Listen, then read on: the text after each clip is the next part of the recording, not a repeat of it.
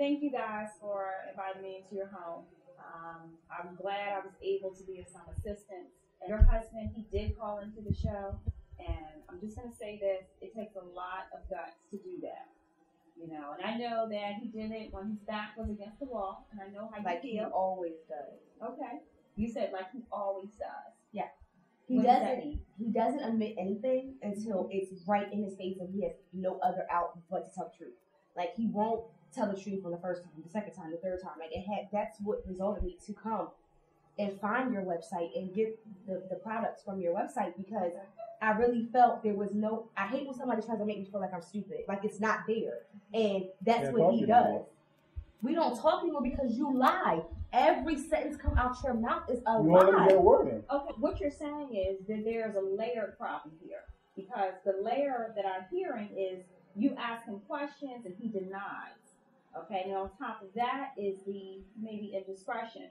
I'm not going to call it cheating because we don't know exactly what it is, and I don't want to label it like that. So what you're defining is a labeled issue here. Do you want your marriage to work? Do you want to save your marriage? I do want it to work. I didn't get married just to get married. Okay. But it's going to be hard, and I know it's going to be hard, but I just can't even. This other person I married, like, okay. He just turned into such a liar. Like, okay. He just wasn't this person. Okay. He wasn't. So let's go back to this point, and without the but answer, do you want to save your marriage? Yes. Okay. And the same question, do you want to save your marriage? Yeah. Okay, and you were kind of hesitant. Why did you hesitate? I mean, obviously we're having issues right now, so. And I'm sure we could spend all week, all month, talking about every indiscretion that he's done, every indiscretion, according to you, that she's done. Okay, so we're not going to necessarily do that. We're going to address the issues, one being communication, two being we have to both own up to our behavior, and three, we have to stay within the confounds of a marital relationship, meaning there can't be any unfaithfulness. There can't be any indiscretions. And I have a simple rule. If you cannot do it in front of her, then do not do it. If she could not be present when you're talking to Amber or whomever and have her sit there and feel comfortable, then do not do it. It's very simple. That's how you know when you step out of the realms of safe marital behavior and step into the realm of dog pound behavior. That's how you know. And let me say this. All three of those areas requires each of you to feel safe. He said something very important and I heard what he said. He said he does not feel safe talking to you. That's what I got. He says, you somehow like he feels like he would be attacked. So within the confounds of marriage, each person has to feel safe. Because the minute they do not feel safe, what will a person do? They will seek out other avenues. They will seek out other shelters where they will find safety. They will find refuge. They will find comfort. And I know that, men, they have this ego and, they're strong and they're this. But that is very, very important to a man for him to feel safe within his home. On the same token, it's very important for her to feel safe within the home, to feel safe within the relationship. It's very, very important. The woman is control of the atmosphere of the house. If you have an angry woman, the whole house is angry. If you have a woman that's frustrated, the whole house is frustrated. So it's up to you, both of your responsibility to work together to create a safe place within the home.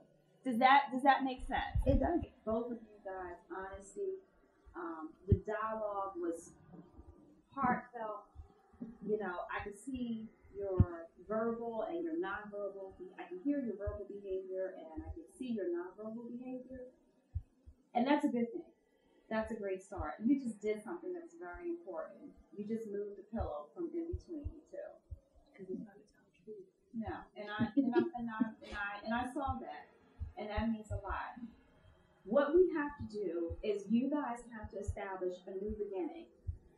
A new beginning, that means that you guys will communicate with each other.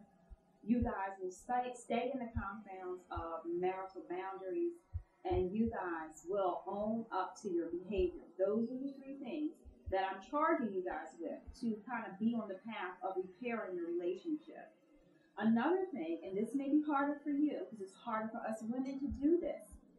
You have to, if you agree today, and don't answer this yet, but if you agree today that you want to save your marriage and you want to work on the marriage, then you're going to have to leave all of that past stuff behind you. And you're going to have to start from day one. You don't have to answer that yet. Okay? You're going to have to agree to that. You're going to have to agree that you will leave Amber, don't react, Becky Sue, Mary Jo, Sabrina, whoever. You're going to have to let that go. It's going to be hard, but I will definitely give 125% Okay. to do that. Okay. I will. You make a commitment to do that. Yeah, but let's say about marriage. I mean, I want the marriage to work. I said, when to start, how to make a change. Okay. We're on the path. I didn't know how to stop it. I didn't know where to start. So. And you know what? You said something very key. You didn't know how to stop, nor did you know where to start. Now you have a concrete starting point.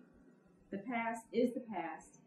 And there is more than one way to skin a dog. That doesn't necessarily mean leaving all the time. This is a skinning process. Skinning is an uncovering, is an exposing, is a purging. So there is more than one way to skin a dog.